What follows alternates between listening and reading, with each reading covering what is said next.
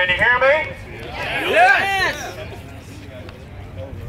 Sorry, everybody. I got here less than 2 minutes ago, so I know. good timing. I couldn't pick up because I was recording. Congratulations on putting this all together under the guise and the auspice of free speech, something that is so important to our nation.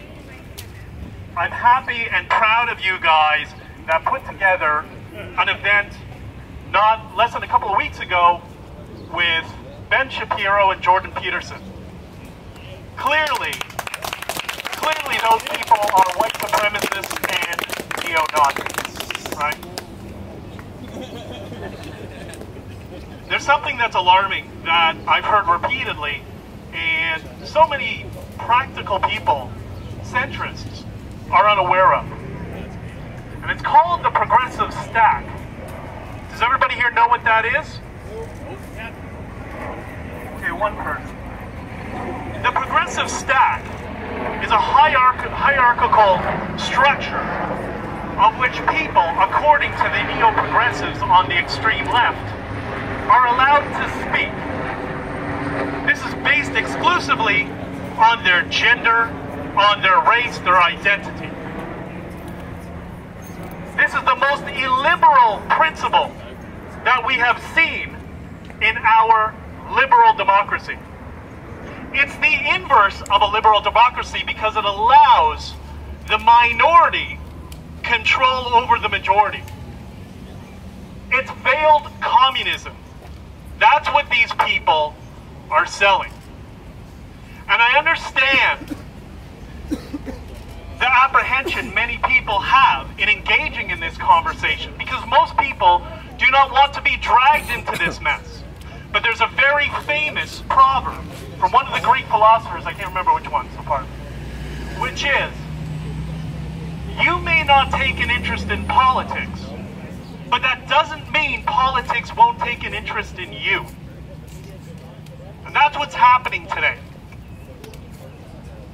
Hold on, I wrote down a couple of things on the way here I wanted to mention. It's okay, we got lots of time, right? Yes.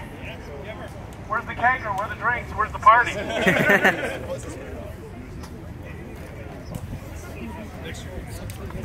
With regards to Halifax, I don't personally know the motivations of the 5 that showed up. And I also can understand how some people deem it insensitive. I get that.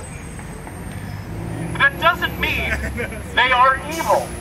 That doesn't mean they don't have a valid opinion and are not entitled to a table at the debate. That's what freedom of speech fosters, which is dialogue and communication across the political spectrum. And that's right now what is at risk. And that's what our current government has been bringing to our country. One of the things that's at risk right now, and we see in the social justice tribunals, is one of the most fundamental principles of any liberal democracy. And that is the presumption of innocence. That's what is so at stake right now. And that should be so painfully obvious to just about anybody. But it's amazing how many people can fall victim to fallacious arguments and smears. Yeah. You can clap if you want.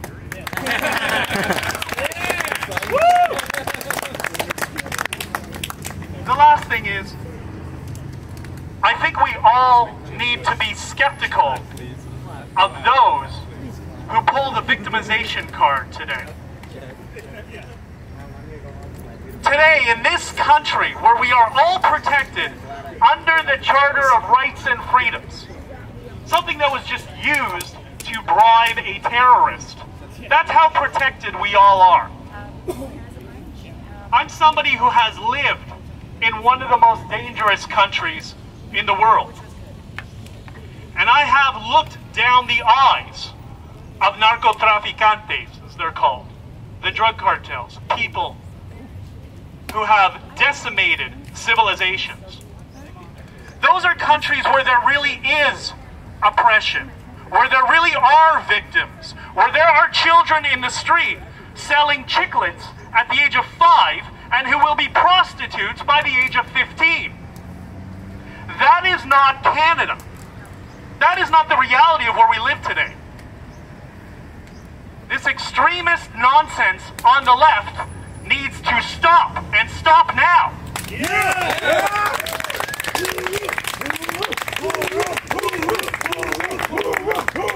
We are all sensitive to the narrative that there are people who hold extremist views on the right.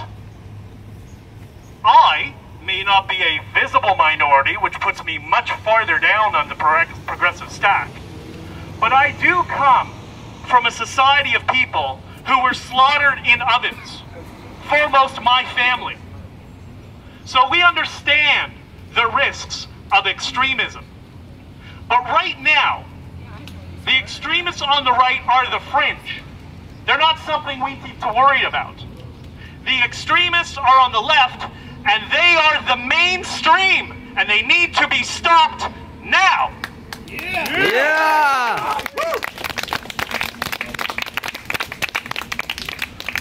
And the last thing is that this debate over the flag, how any flag of Canadian heritage is in any way associated with Nazism?